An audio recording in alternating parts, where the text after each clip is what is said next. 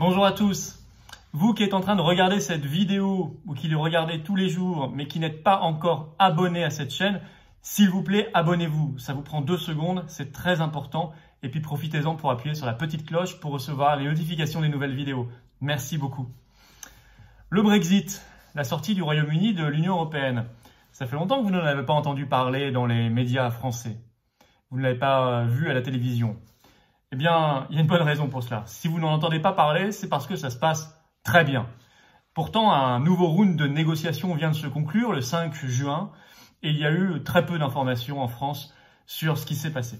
Ce qui se passe, c'est que non seulement ça se passe bien, je crois que vous allez apprendre beaucoup de choses très concrètes dans cette vidéo. Je vais vous expliquer tout ça. Et on sent même un certain agacement du côté de l'Union européenne, avec même des divisions qui apparaissent devant cette santé insolente du Brexit et de la liberté des peuples. Et puis on va voir ce qu'il faut en tirer comme enseignement pour nous Français, qu'est-ce que ça peut apporter et qu'est-ce qu'on doit faire le plus vite possible. Allez, c'est parti. Alors le Brexit. Bon, le Brexit, il a été voté par référendum, vous le savez, le 23 juin 2016 au Royaume-Uni, près de 52% des voix, les Britanniques quittent l'Union européenne. C'est enfin effectif depuis le 31 janvier 2020, cette année, et ils seront totalement partis de l'Union européenne à la fin de l'année, parce qu'on est en ce moment dans ce qu'on appelle la période de transition jusqu'au 31 décembre 2020. Alors justement, le 4e round de négociations, comme on dit, qui s'est achevé le 5 juin dernier, il y a quelques jours, avait pour but de voir si on devait prolonger ou pas cette période de transition au-delà du 31 décembre 2020. La position de l'Union européenne, c'est de prolonger, parce qu'elle veut absolument un accord avec le Royaume-Uni. Le Royaume-Uni, lui, veut respecter sa démocratie. Boris Johnson, Premier ministre britannique, veut respecter le calendrier et donc n'est pas du tout d'accord pour prolonger cette période de transition et compte bien être totalement et définitivement parti de l'Union européenne le 31 décembre prochain à minuit. Alors ça agace profondément côté Union européenne. Ainsi, nous avons un article du JDD du 6 juin qui révèle ce que dit, ou la complainte plutôt, d'un diplomate européen. Je cite. « Les Britanniques ne font même plus semblant de négocier, se plaint ce diplomate européen. » Et il ajoute « Faute d'accord, le Royaume-Uni deviendra un concurrent redoutable pour le commerce, mais aussi il pourra monnayer chèrement l'accès aux pêcheurs dans ces eaux très poissonneuses. » Oui, ça s'appelle la liberté.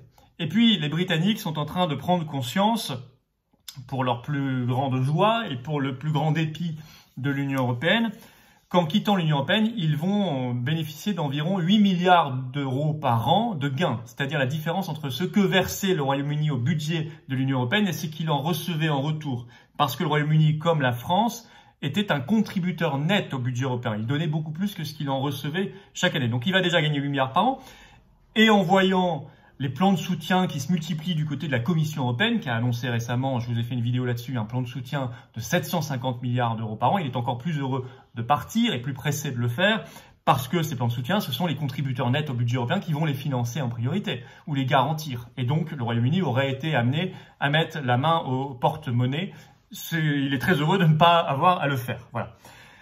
Ça commence à créer des divisions et de l'agacement côté de l'Union européenne. Ainsi, nous apprenons dans l'Express UK, dans un article du 7 juin par Andrew Kerr, que Angela Merkel serait, je cite, très en colère et qu'elle perdrait patience devant Michel Barnier, qui est le négociateur en chef du Brexit pour l'Union européenne, et qu'elle voudrait carrément le remplacer par un Allemand. Donc on voit chaude ambiance du côté de l'Union européenne. Alors on va voir que là je vais vous faire un petit exercice amusant. Je vais vous le faire sur différents sujets très concrets qui vont vous montrer à chaque fois le succès en cours du Brexit. On va voir qu'à chaque fois, la presse française attend, espère que ça se plante. Et puis, quelques mois plus tard dans la chronologie, à chaque fois, est obligé de reconnaître ça s'est pas planté. Alors, par exemple, sur la popularité du Premier ministre Boris Johnson. Là, c'est assez amusant de reprendre mois après mois les titres de presse. On a vu un certain agacement au début du confinement, au début de la crise du coronavirus. Ainsi, je cite l'article de l'Opinion le 27 mars. Boris Johnson réagit mieux au test de popularité qu'Emmanuel Macron. Donc on sent déjà, c'est agaçant. Et le 2 mai, on sent même une impatience chez le journal Le Monde avec ce titre « Boris Johnson toujours populaire ». Il n'est pas populaire, il est toujours populaire. Donc ça signifie que malgré ce qui se passe ou ce qui devrait se passer, il est encore populaire. Que se passe-t-il? Alors là, France Culture, le 12 mai dernier, croit avoir trouvé la faille et titre « Le plan de déconfinement inquiète les Britanniques ». Là, ils se disent « Bon, bah donc Johnson va enfin voir son étoile pâlir ». Et puis patatras, le lendemain, Le Monde fait ce titre, le 13 mai, « Le Premier ministre britannique jouit toujours d'une insolente popularité ». On sent vraiment l'agacement qui pointe. Et effectivement, on apprend dans cet article qu'il a une popularité de 66% de bonnes opinions au Royaume-Uni. Donc 2 Britanniques sur 3 ont une bonne opinion de lui. C'est gigantesque. On apprend d'ailleurs que Macron serait, je cite, vert d'envie. Comprend. Et au même moment d'ailleurs, il y a justement 66% des Français qui, eux, estiment que l'exécutif n'est pas à la hauteur en France. Et là, enfin, fin mai, par une histoire finalement assez anecdotique, la presse française pense avoir trouvé l'élément qui va faire trébucher Boris Johnson. C'est ce titre d'une dépêche AFP de l'agence France-Presse du 27 mai, un sondage catastrophique pour Boris Johnson. Et en réalité, qu'est-ce qui s'est passé? C'est une affaire très conjoncturelle. C'est un des conseillers de Boris Johnson qui s'appelle Dominic Cummings, qui avait été influent lors de la campagne du Brexit, qui n'a pas respecté le confinement et donc des parlementaires ont demandé sa démission. Bon, ça a fait beaucoup de bruit au Royaume-Uni, ça a créé une petite tempête politique, ça a duré quelques jours. C'est pas non plus l'affaire du siècle, ça n'a pas bouleversé la vie des Britanniques. Et c'est vrai qu'à ce moment-là, dans les sondages, Boris Johnson a un peu baissé, tout en étant toujours très au-dessus d'Emmanuel Macron, évidemment. Alors d'ailleurs, quel est ce sondage catastrophique pour Boris Johnson d'après la dépêche? C'est que son parti politique, le Parti conservateur, est toujours en tête, et même toujours largement en tête, mais il n'a plus que 44% d'intention de vote, YouGov, contre 38% pour son principal concurrent, le Labour. Je crois que Emmanuel Macron serait très heureux si La République En Marche jouissait de 44% d'intention de vote dans les sondages. Bon. Pourquoi il y a une confiance britannique aussi forte? Là, notamment parce que par 2 mesures prises en 2019, alors que personne n'était au courant qu'il y aurait une épidémie de coronavirus, Boris Johnson a montré qu'il avait une solidité de chef de gouvernement en prenant des mesures sur l'hôpital et sur le social, c'est-à-dire les 2 secteurs les plus impactés et les plus affectés aujourd'hui par cette crise. Ainsi, il a annoncé en août 2019 qu'il allait embaucher 31 000 infirmières et 6 000 médecins au Royaume-Uni, qu'il allait injecter plusieurs milliards de livres sterling dans l'hôpital et le National Health Service, c'est-à-dire le service de santé britannique, qui est gratuit pour tout le monde, mais qui est en piteux état. Donc il faut absolument renforcer. Donc ça a été très apprécié, et surtout ensuite quand on a vu la crise du coronavirus arriver. Et puis il avait annoncé le 31 décembre dernier une augmentation historique du SMIC de près de 7% en 2020, et ce qui était absolument gigantesque, et ce qui a fait que pour la première fois, le SMIC britannique est passé devant le SMIC français. On a eu exactement le même phénomène sur la croissance économique britannique, donc la progression de la richesse nationale produite par le pays. Alors là, il faut reprendre aussi chronologiquement les unes de presse en France pour voir le dépit, enfin l'impatience que ça n'aille pas bien à cause du Brexit, puis le dépit devant la réalité.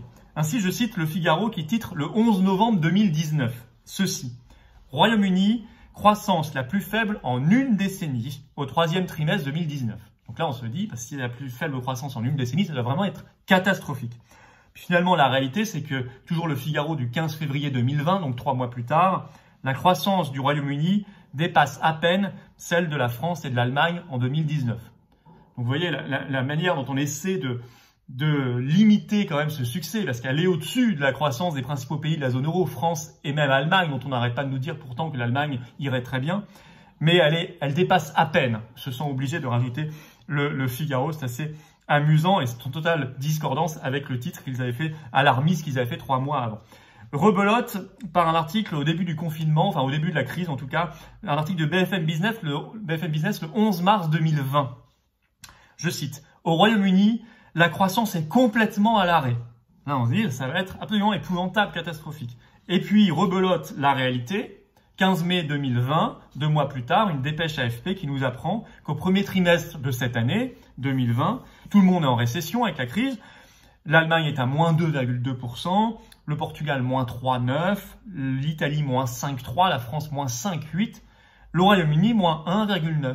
Donc en récession comme les autres, mais finalement le moins en récession de tous Alors que 2 mois avant, on croyait qu'il était complètement à l'arrêt, donc on pensait qu'il était dans une situation bien pire que l'Allemagne, la France, l'Italie ou quelques autres pays. Au contraire, il est dans une meilleure situation.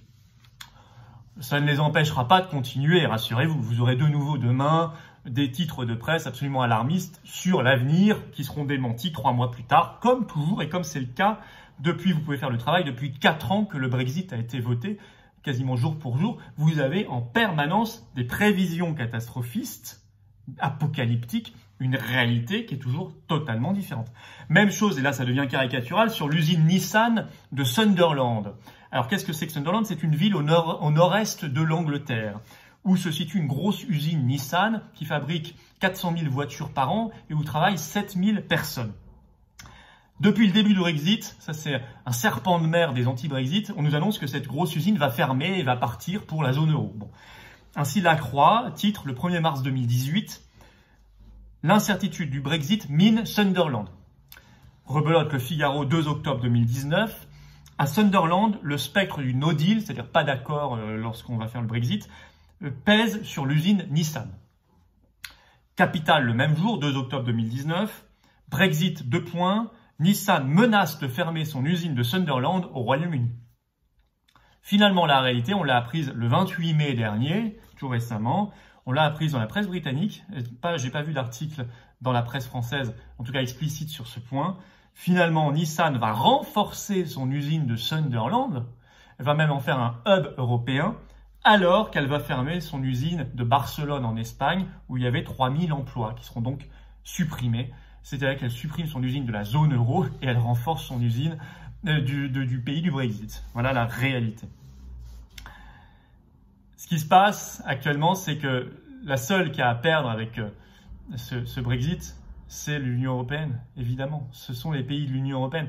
Ça n'est pas le Royaume-Uni qui va perdre. Et ça, c'est la grande vérité qui est en train d'être révélée, qui agace profondément, qui mécontente prodigieusement les eurodingos. Il faut lire une interview dans Le Point du 5 juin dernier de David Collins, qui est un professeur de droit économique international, et qui dit qu'il n'y a pas de problème à un no deal, c'est-à-dire si dans quelques mois les Britanniques partent sans aucun accord avec le Royaume-Uni. Je cite David Collins. « Aux yeux des investisseurs étrangers, un no deal ne va pas affecter l'attractivité économique à long terme du Royaume-Uni. » Question du journaliste. En quoi, en cas de Brexit sans accord, donc le no deal, le passage aux règles de l'OMC, Organisation mondiale du commerce, serait-il avantageux? Et là, je vous cite, parce qu'elle est très éclairante, la réponse de David Collins.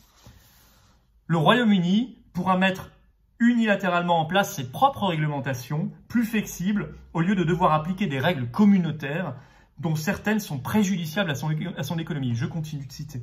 Le gouvernement britannique pourra fixer les droits de douane sur les importations comme il l'entend. Le pays sera libre de signer rapidement des accords commerciaux avec non seulement l'Union européenne, mais aussi les autres partenaires comme les États-Unis, le Canada, l'Australie et le Japon, en fonction de ses intérêts propres. Toute différence avec l'Union européenne, puisque, souvenez-vous, je vous l'ai déjà dit, la compétence commerciale est une compétence exclusive de l'Union européenne, de la Commission européenne, et ne laisse plus aucune marge de manœuvre et aucune liberté aux États membres comme la France. D'ailleurs, celui qui en matière commerciale a le plus à perdre, c'est clairement l'Union européenne. Pourquoi? Parce que le Royaume-Uni, pour beaucoup des pays de l'Union européenne comme la France, c'est un des seuls excédents commerciaux. C'est-à-dire que la France est en déficit commercial partout, sauf avec quelques pays, dont le Royaume-Uni. La France a fait un excédent dans son commerce avec le Royaume-Uni de 12,5 milliards d'euros en 2019. Donc si on s'amuse à se fâcher en matière commerciale avec le Royaume-Uni, qui va perdre? Nous, puisque nous avons un excédent. Pareil pour l'Allemagne qui a un excédent.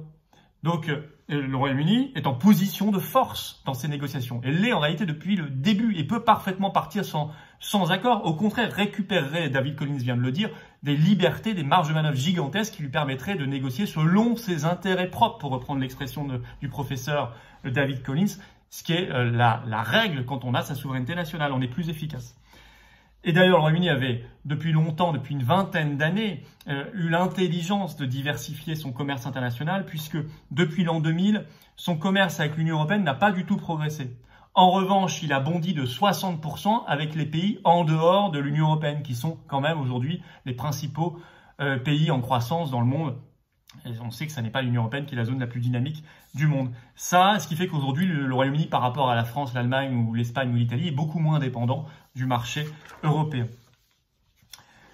Finalement, c'est dans une interview récente à l'Express UK que, par la voix d'un ancien député européen du UKIP, Douglas Carswell, nous apprenons l'incompréhension politique, idéologique, fondamentale, presque philosophique de fond entre les eurodingos et les partisans du Brexit. Je cite Douglas Carswell.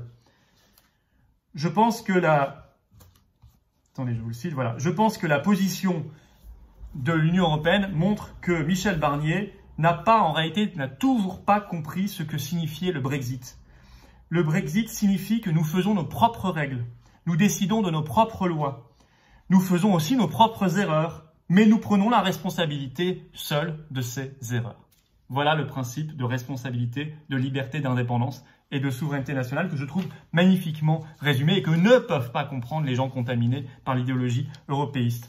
Qu'est-ce qu'on doit tirer comme enseignement de cette affaire, de ce succès en réalité dont ne parlent pas évidemment les médias français du Brexit? Quand on est conscient de ses intérêts nationaux, on est plus fort. Et on est plus fort dans les négociations et on est davantage respecté par son peuple. Ce qui explique aussi en partie la popularité de Boris Johnson. Un pays libre gagnera forcément, parce qu'il est conscient de ses intérêts nationaux, ses négociations, même face à un bloc qui serait beaucoup plus peuplé ou beaucoup plus étendu. On a des gains évidents quand on est en dehors de l'Union européenne. Deuxième enseignement, et ça c'est vrai, c'est une règle générale, c'est vrai pour tout le monde, tous les pays. Il faut donc déjouer en permanence la propagande contre le Brexit. Les vendeurs d'apocalypse se sont toujours trompés, ou plus exactement, ont toujours sciemment trompé les peuples pour essayer que le bon exemple du Brexit ne se répande pas sur le continent. Il faut au contraire pour nous utiliser l'exemple britannique, l'exemple réussi du Brexit, pour montrer que c'est possible de quitter l'Union européenne et que c'est même très enviable, alors qu'aujourd'hui, je vous le rappelle, il n'y a toujours aucun exemple tangible de réforme intérieure réussie de l'Union européenne. Ça n'existe pas. Par contre, quitter l'Union européenne, ça existe et c'est un succès. Qu'est-ce qu'il faut donc qu'on fasse? Il faut qu'on fasse le Frexit, évidemment. La sortie de la France de l'Union européenne et de l'euro, on y voit tous les intérêts et on en aura même davantage puisque nous, on récupérera en plus le contrôle de nos frontières et le contrôle de notre monnaie nationale. Idéalement, le faire en même temps que l'Italie. Faire le Frexit et l'Italexit en même temps, le même jour, serait la meilleure des stratégies. Je vous en ai déjà parlé, on y reviendra. Voilà, si vous êtes d'accord avec cette position, cette proposition politique fondamentale et avec cette méthode, eh bien, rejoignez les Patriotes, la formation politique que je préside. Je vous attends. Le lien pour nous rejoindre, pour adhérer aux Patriotes, se trouve dans la description sous cette vidéo. Ne tardez plus. Il faut être ensemble. Il faut être fort. Il faut être puissant. Il faut être réunis et non pas seul à se demander ce qu'on peut faire. Les Patriotes sont un cadre qui est là pour vous permettre d'agir avec sérieux, avec constance, avec conviction et pour la France et le peuple français. Merci beaucoup. Vive le Brexit, vivement le Frexit et vive la France.